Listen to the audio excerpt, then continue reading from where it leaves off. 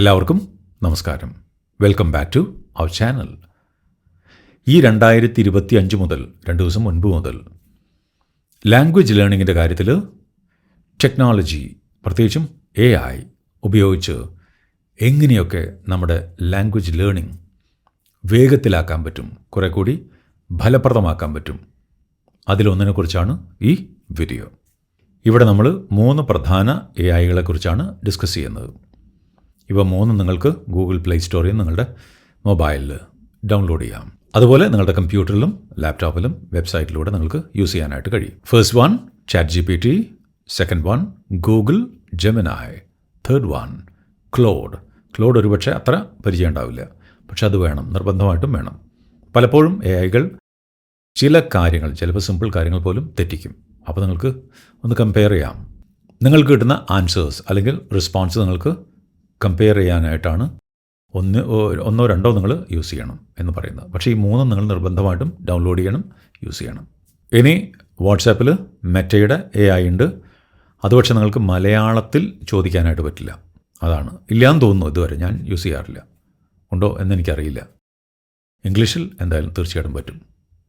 അപ്പോൾ അവിടെ നിങ്ങൾക്ക് ഉപയോഗപ്പെടുത്താം.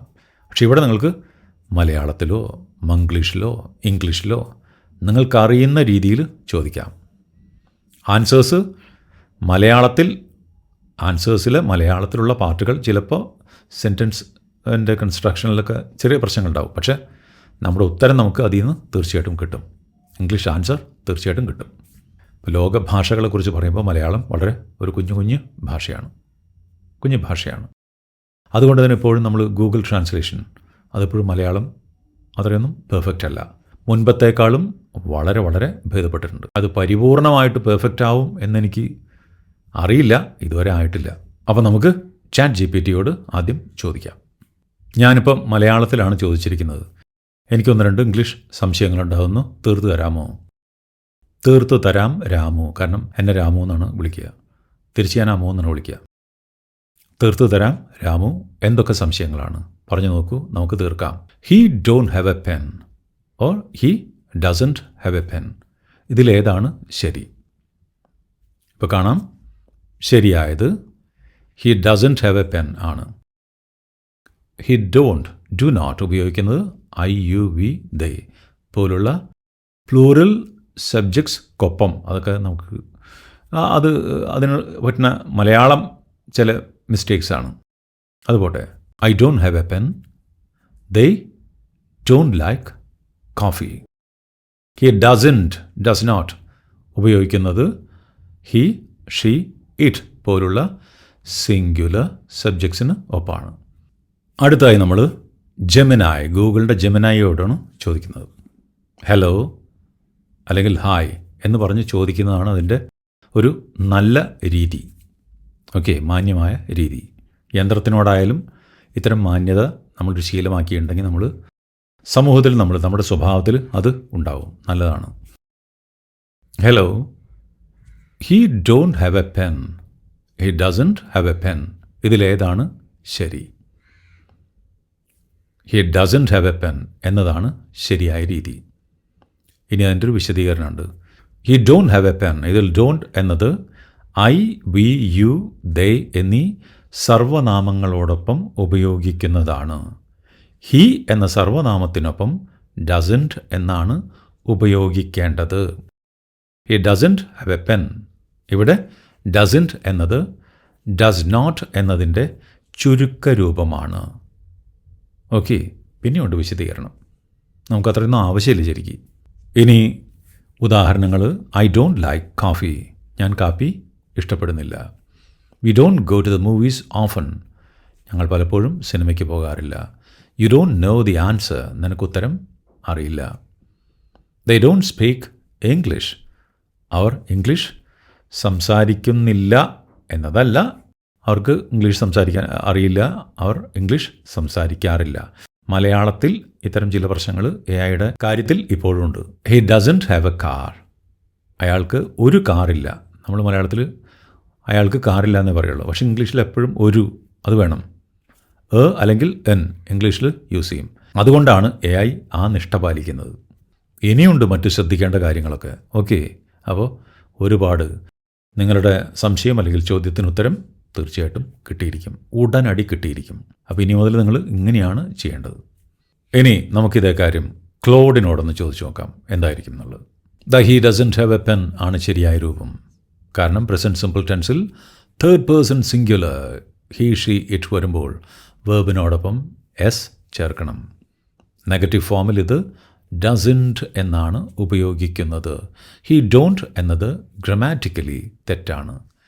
ഇനി ഇവിടെയും ഉദാഹരണങ്ങളുണ്ട്, എക്സാമ്പിൾസ് ഉണ്ട്. He doesn't like coffee, he doesn't work here, he doesn't speak English. Don't ഉപയോഗിക്കുന്നത് ഐ യു വി ദേ എന്നിവയ്ക്കൊപ്പമാണ്. പിന്നെ വീണ്ടും എക്സാമ്പിൾസ് കൊടുത്തിട്ടുണ്ട്. I don't have a pen, you don't have a pen, we don't have pens, they don't have Pence.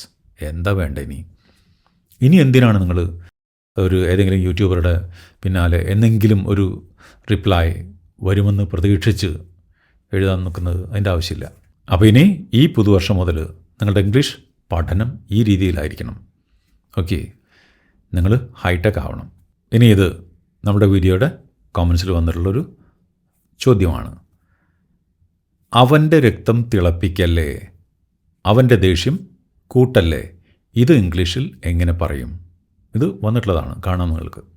അവൻ്റെ രക്തം തിളപ്പിക്കല്ലേ or അവൻ്റെ ദേഷ്യം കൂട്ടല്ലേ can be translated into English as don't provoke him, don't make him angry, don't fuel his anger. കണ്ടോ, എത്ര ഗംഭീരമായിട്ടുള്ള ഉത്തരം കിട്ടി. These phrases capture the essence of what you're trying to convey. നമുക്കിത് ജെമിനായി, എങ്ങനെയാണ് ജെമിനായുടെ റിപ്ലൈ നോക്കാം. ഒരേ ചോദ്യമാണ്, അവൻ്റെ രക്തം തിളപ്പിക്കല്ലേ, അവൻ്റെ ദേഷ്യം കൂട്ടല്ലേ. നമസ്തേ, നിങ്ങളുടെ ചോദ്യം മനസ്സിലായി. അവൻ്റെ രക്തം തിളപ്പിക്കല്ലേ, അവൻ്റെ ദേഷ്യം കൂട്ടല്ലേ എന്നതിന് ഇംഗ്ലീഷിൽ പല രീതിയിൽ പറയാൻ സാധിക്കും. സന്ദർഭത്തെ ആശ്രയിച്ച് ഏറ്റവും അനുയോജ്യമായ വാക്യം തിരഞ്ഞെടുക്കാം. Don't make him angrier. കണ്ടോ, ഇത് ഏറ്റവും ലളിതവും പൊതുവെ ഉപയോഗിക്കുന്നതുമായ ഒരു വാക്യമാണ്. Don't provoke him further. ഇതവനെ കൂടുതൽ പ്രകോപിപ്പിക്കരുതെന്ന് വ്യക്തമാക്കുന്നു. Don't add fuel to the fire. കണ്ടോ, അതൊരു ശൈലിയാണ്, ഇംഗ്ലീഷ് ശൈലിയാണ്. എരുതിയിൽ എണ്ണൊഴിക്കുക. Don't push his buttons. അത് വളരെ ഒരു നാടൻ പ്രയോഗമാണ് ഇംഗ്ലീഷിലെ, അതുപോലും കിട്ടി. Don't push his buttons. Okay, അവരുടെ ദേഷ്യം കൂട്ടുന്ന കാര്യങ്ങൾ ചെയ്യരുത്. അപ്പോൾ കിടിലൻ ആൻസേഴ്സ് കിട്ടി നമുക്ക്. ഇനി ഇതിൻ്റെ കൂടുതൽ എക്സാമ്പിൾസ് കൊടുത്തിട്ടുണ്ട്. ഇനി നമുക്ക് ക്ലോഡ് എന്താണ് ഇതിനെപ്പറ്റി പറയുന്നത് നോക്കാം. അവൻ്റെ രക്തം തിളപ്പിക്കല്ലേ, അവൻ്റെ ദേഷ്യം കൂട്ടല്ലേ, എങ്ങനെ പറയും? ക്ലോഡിൻ്റെ answer. In English the phrases അവൻ്റെ രക്തം തിളപ്പിക്കല്ലേ ആൻഡ് അവൻ്റെ ദേഷ്യം കൂട്ടല്ലേ can be translated as don't make his blood boil, don't provoke his anger. ഇതൊക്കെ കാര്യമൊക്കെ ഒന്ന് തന്നെ. ഇനി അതിനെക്കുറിച്ചുള്ള വിശദീകരണങ്ങളുടെ നമുക്കൊരു പക്ഷേ ഇതൊന്നും ആവശ്യമുണ്ടാവില്ല.